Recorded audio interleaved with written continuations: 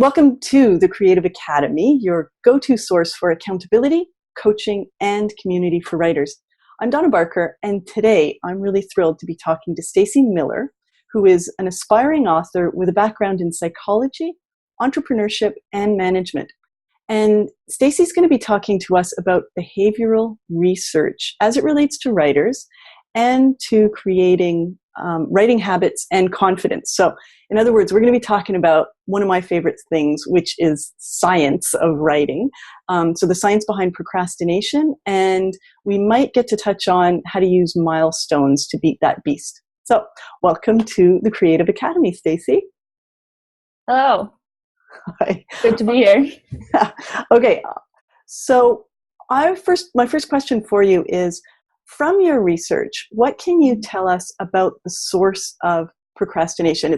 It's something we all do with our writing and in all kinds of areas of life. So why do we do it when we know what we really want to complete, like that we really want to complete a project, but we keep avoiding it? Yeah. It's interesting, like a lot of I don't like to call it this, but the pop psychology out there literature is going to tell you it's, fear of failure and those sort of things. And there is some of that, but the scientific research kind of points in another direction.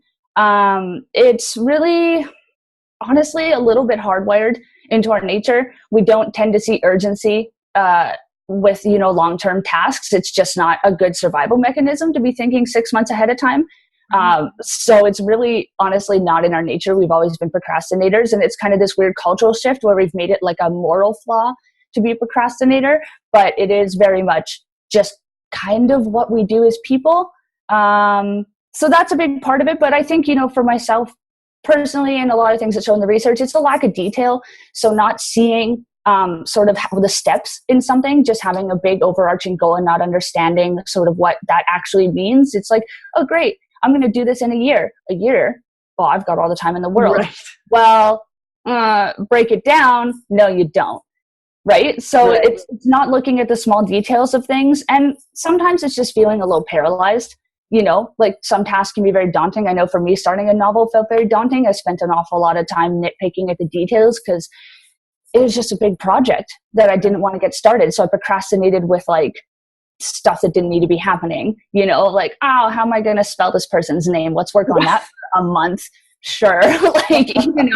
So you kind of avoid big tasks just because they're scary sometimes. So I think those are kind of the things. It's just a little human nature and a little bit of not seeing big picture in small. I've never heard of that connection to it being human nature. But when you're talking about that, well, that makes perfect sense. Everyone goes back to caveman, and there's no point thinking about the season that you're not hunting in, right? Or collecting berries in.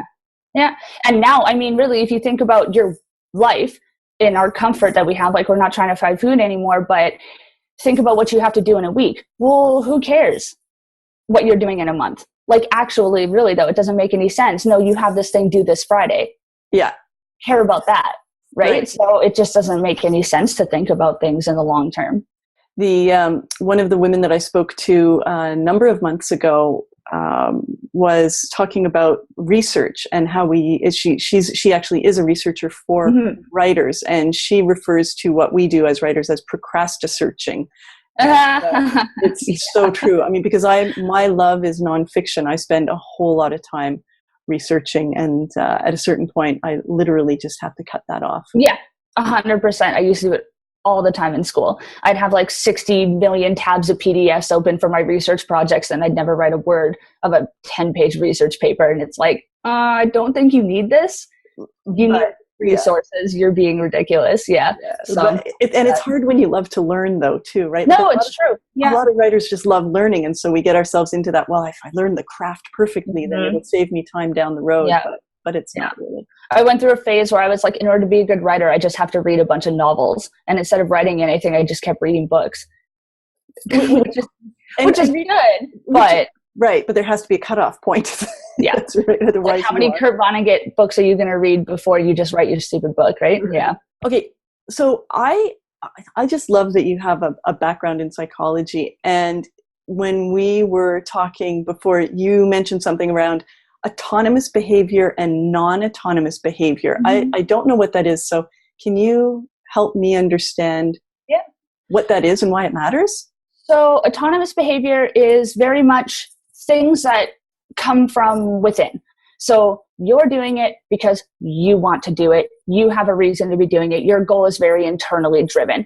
Non-autonomous behavior is when the goals are being dictated from external sources. So the easiest way to look at it is from like an academic perspective. You're going to do really good work if you know that you need to get X grades to get into med school and it's your life dream to become a doctor.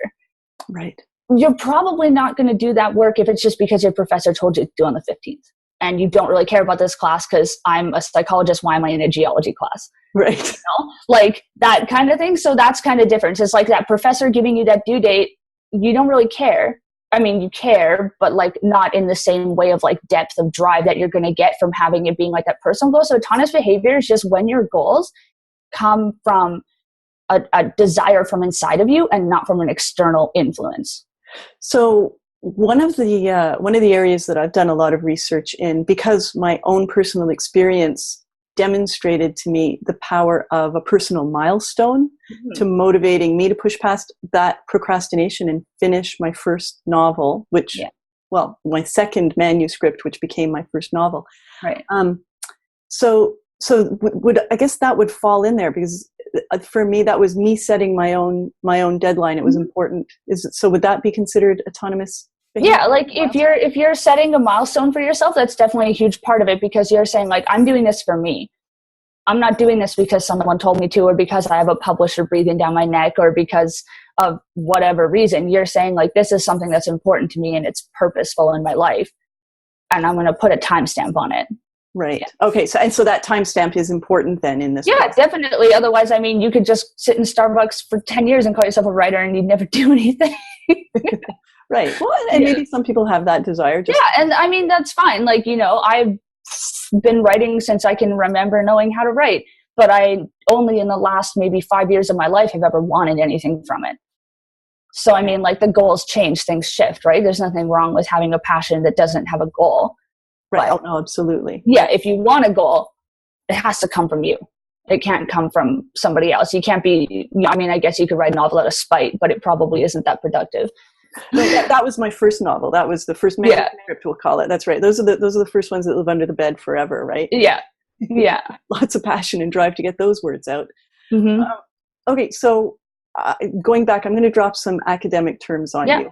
And I would love for you to make them relatable and relevant to the average writer who just wants to get their butt in their chair and words on the page. So self-regulation and self-efficacy. Why do I need to understand these concepts? So they tie into each other. So I'm going to kind of start with self-efficacy because it's part of self-regulation. So self-efficacy is knowing what you're capable of, understanding what you can effectively do, being realistic. Sitting down and saying, I'm going to start a novel, I'm going to write 1,000 words a day. Maybe, but it's not necessarily the most realistic thing. Or, you know, it's the difference between saying, I can definitely find a half an hour a day versus, I'm sure I could write a novel. It's knowing where you're capable of, like where the time comes from, what your life is looking like, realistically, what can you handle? And like the little things, like where are the dips in your day? Do you hit your crash at 4 p.m? Well, don't set your writing time for 4 p.m. That doesn't make any sense, right? So it's just being very aware of like what you're capable of, when you're capable of it, how much time you have in a day, what your other responsibilities are, and really building goals and working within that so you're not constantly letting yourself down. So when you were going through university and studying and then running your first business, how did you teach yourself these things? Like, what did it take for you to figure that out? It was a little bit, honestly, of just being like, well, my life is going to fall apart if I don't figure it out. So that was very good drive. But a lot of it for me was just kind of like really being realistic with myself. I've always been a dreamer. I have big ideas and I want them to, you know, come out of, and it's like, I really had to look at things realistically and say, okay, yes, I get that you want to do that, but what can you really truly do? And then that came a lot, you know, coming back to like finding those details, breaking it down. What does a day look like? What can I actually finish in a day? Not what do I need to have done in 6 months? What do I need to have done in 3 months? But what can I finish between 8 a.m. and 10 p.m., which was like a typical day for me, you know? Like, what can I actually complete in that time window? And then giving yourself slush time is something that a lot of people don't think about, but is actually vitally important, because sometimes things run over, sometimes you miss a bus, sometimes you need a power nap or an extra coffee. You got to find a time in a day. So like when you're plotting out realistically, don't put everything back to back to back to back to back. And then all of a sudden you don't have lunch. And what are you going to do? And then all of a sudden your day falls apart. So it's just like being very, very meticulously aware of everything that's going on around you and knowing how long everything's going to take and plotting that out. And I find that also relieves a lot of anxiety, because you can just look at something and be like, oh, okay. Instead of being like, I have so much to do today, you know? So when thinking about yourself as a writer and identifying strengths and weaknesses, so that's another piece of, that's the self-efficacy part, I guess? Yeah, that's kind of part of it, is like knowing your strengths and your weaknesses. Yeah, definitely. Okay. So give me some ideas about where you would look for those strengths and where you would look for those weaknesses. I mean, you've already mentioned knowing what time of day works for you, but what else would you point to say to a writer who might be struggling, to say, well, have you looked at this part of your writing habit? Yeah, I would definitely look at, especially when it comes to the writing itself, like, what are you really good at writing? What do you really like writing? And what don't you like writing? Because like for myself, if it was up to me, my whole novel would just be dialogue. Me too. You know, like I love writing dialogue. So it's like when it comes to a part of the book where I know that I need to have a conversation, like I'm ripping and I don't want to stop and everything's going great. But then all of a sudden it's like, oh, you need to write this, you know, kind of like this scene needs to have tension, but no one's going to say anything. It's just this one character in a scene by themselves. And I'm like, oh, like it just drags. So it's like, I have to know that if I'm going to write that, I need to be in a good place for it. You know what I mean? Like, I know that I need to be comfortable. I need to be focused. I need to be, you know, like not somewhere that's going to have easy distractions. So I can just be like, oh, what's going on over here? And get on my phone and, you know, like that kind of stuff. So I think, you know, like, especially when it comes to know your writing, know what you want to be doing and what you don't want to be doing and the things you don't want to do. Take the extra time to make the setting right, you know, and you're going to stay a lot more focused. So fantastic tip. And I think you've mentioned also, I just had it a second ago. You mentioned rats. Okay, well. It'll come back to you. It will come back to me. Okay, so those are some concrete, actionable ways that writers can overcome procrastination to create habits. What are some other ways, just concrete tools that we can use to get our books written? Well, I know for myself personally, like breaking it down into small goals is huge, because when things are big, they feel scary. So small, practical, realistic goals. I can write 20 minutes a day. I can write 200 words a day. I can make sure instead of browsing Facebook on my commute, I'll write instead. You know, like just little things that aren't going to invade your life in any sort of like aggressive way, but are actually practical and realistic. So, okay, you've just reminded me of a research, and I don't know if you know what the source is. I don't remember what the source is, but there is compelling evidence that shows that when we set a goal, so you just mentioned the 20-minute goal. So if I were to set myself a 2-hour goal every day and fail at that, then the odds of me coming back and trying again are significantly reduced than if I set myself a 20-minute goal and succeed. So we've got this little thing, this chip in our brain that says, if you fail once or twice or 3 times, you're going to convince yourself that you just can't do it. Have you come across research like that? I don't know if I've come across research, but I've lived it. So I can say that's 100% true. Like when I started working out, so I've recently in the last year or so got really into like fitness and cycling. And when I started getting into that, I had these grandiose ideas that I was going to bike for an hour every morning and I'd get up at 5 and it was going to be amazing. And like, of course that didn't happen. That's not a thing. That's not a thing. Yeah. So it's like, you know, but it's like the first like 3 or 4 times that I didn't do it, I just gave up completely. And then and then I was like, no, let's approach this differently. I'm going to say, I'm going to bike everywhere I have to go for a week if it's within a 10-kilometer distance of my house. Right. And then all of a sudden I was biking 30K a day and it wasn't even a thing. Right. You know, so it's like those sort of things, like it has to be very realistic, and it kind of ties into the other, like, you know, setting realistic time also plays into, if you're going to add 2 hours into your day, where is that 2 hours coming from? Like, what are you going to take out of your day? You can't just keep cramming hours into a day. It's a limited resource. Yeah. So it's like you have to, like 20 minutes you can fit anywhere. I guarantee you get off Twitter for 20 minutes and you'll write. It's not a problem. But, and I'm not harping on social media. I'm not one of those people that's like, social media, whatever. But it's like, you know, there are lots of spaces time in your day that you can find. But like, if you want 2 hours, where are you finding that 2 hours? Between your job, maybe your kids, maybe your friends, your other obligations, going to the gym if you do that, cooking, cleaning, like. And then there's the other piece where even if we have that 2 hours, it's like exercise. It's hard work. So you can't, it's really hard to focus for 2 hours when you're just getting started. I mean, there are times when your brain can't. Exactly. It's just not, it's good luck with that. I find me anyone who can focus on one task for 2 hours. Like, they're a freak of nature, honestly, because like that's not how brains work. Bow down to, So another thing that you've mentioned is reminding yourself of why you're doing the thing that you're doing and what the consequences of not doing it are, and which comes back to an exercise that I love to do, which is to know your why. So what can you say about that as it relates to overcoming procrastination? Yeah. So there's a saying that I have a lot of weird little mantras I say to myself all the time to try to like keep my brain space right. But one that I used a lot when I was in school was whenever I didn't want to work on an essay, or I didn't want to do my readings or whatever, because I was just over it, I would say, well, I don't want to do this. Well, yes, you do. Why? Because I want a degree. Oh, yeah. Right.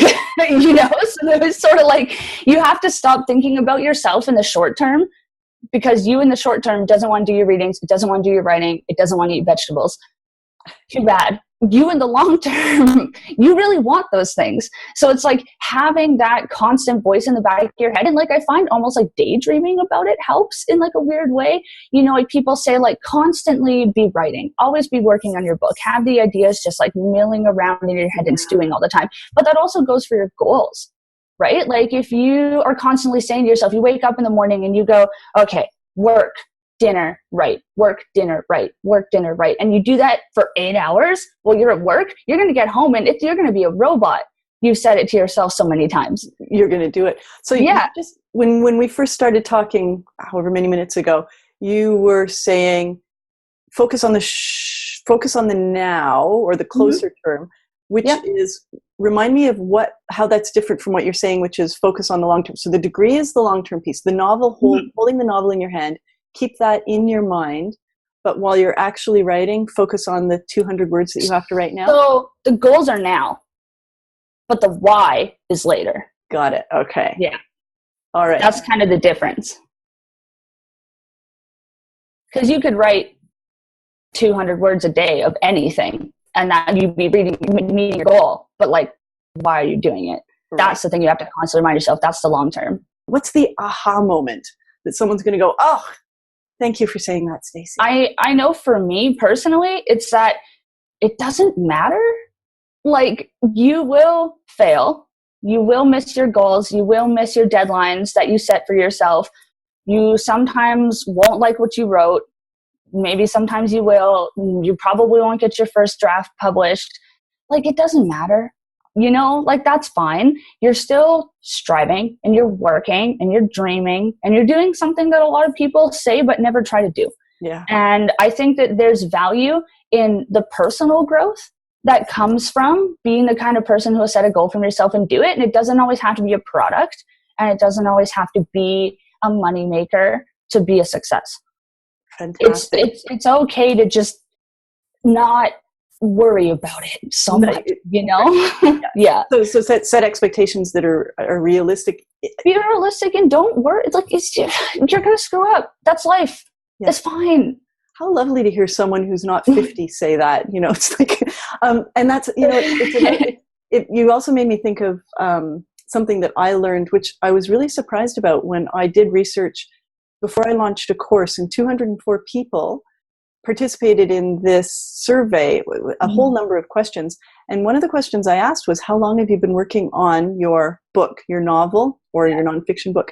And 35% said 10 years or longer, and 15% said between 5 and 10 years. So literally fully half of all the people have been 5 years or more. And it's amazing how many people I talk to in the writers groups that I belong to who say, oh my goodness, I've been working on this for 3 years and I can't believe it's taken me this long. Yeah. And I'm, and every now and then I have that myself. The book I'm working on right now, if I think of when I first started, like the piece that got me to where I am now, it was 12 years ago that I started that piece. It's very different. Of course, it's evolved as I've evolved. But if I have to put a timeline on this piece, it goes back 12 years. Well, yeah, I mean, like the book I am working on now, the plot started with just like a dumb conversation I was having with a friend at a party, and I said something that it's honestly like a little bit of dark humor, so I don't know if we should talk about humor. But basically, long story short, I was like, if I was ever going to kill myself, I would make it look like I was murdered by a cult, so it would be really mysterious, and so I'm going to write a book about it, which is a ridiculous thing to say, but I thought it was really funny. But then I was like, oh, but cults are really interesting. Cults are really okay. And then I sort of started to like, and then now my book's not even about cults at all, but like that's where sort of a seed got planted, and then it probably took me 2 years to even develop it into a story that makes any sense. And then it took me another year to have anything that resembled a storyline and like a character and really understand. And it was only when I went to Creative Inc., which was my first conference ever, where I had to explain my book to like 700 people in 2 days that all of a sudden I like saw it with clarity. Like I felt very lost with where it was going to go, but now I actually very much see the plot and the direction and the things that are happening. So like, yeah, sometimes that is, what a fantastic little accidental bit of advice or tip that you've just given, which is, people are often really afraid to talk about their books before they're formed enough and people have the confidence enough to know they're finished. And yet that exercise has helped you greatly, it sounds like. It helped me so much because someone would say something and they'd be like, well, but what happens after that? And you're like, oh, I don't know. So then you start to really think about it, So those conversations, like for me, I'm a talker. That's how I work through problems. So for me, it was extremely helpful because just bouncing ideas is how I learn and how I develop concepts. So I think a lot of us do. Speaking things out help us understand them better. So I used to study for school, but I would be doing dishes and I'd make my spouse stand there and I would listen and I would just lecture him like I was a professor. I'd be like, so Freud, and then I would go on and then he'd be like, he'd ask a question and then I'd have to explain it. And then I knew it more in depth than I did before because I had to teach. That is fantastic. And that is such a powerful way to learn concepts in like a deep, meaningful way that like you can learn about yourself that way too. And you can learn about your book that way through having those community and those interactions and having those people around you who want to have those conversations. All right. Holy cow, Stacey. Like you've just packed so much into what I think is about 30 minutes. And I don't know, I just love your energy. Thank you for coming on and sharing some of what you know about all of this, the psychology of writing and procrastination. Yeah, it was great. Bye. Thank you for having me. Bye. Bye. Are you a member of the Creative Academy yet? Join us today and unlock a wealth of resources, masterclasses, feedback opportunities, and community events designed to help you reach the next step in your writing journey. No matter what stage you're at, we've got a helping hand to guide you along the way. Check out our free resource room if you'd like to get a taste of how we can help you reach your writing and publishing goals. Thank you for bringing us along on your writing and publishing journey. Crystal, Eileen, and I hope to see you around the Creative Academy soon.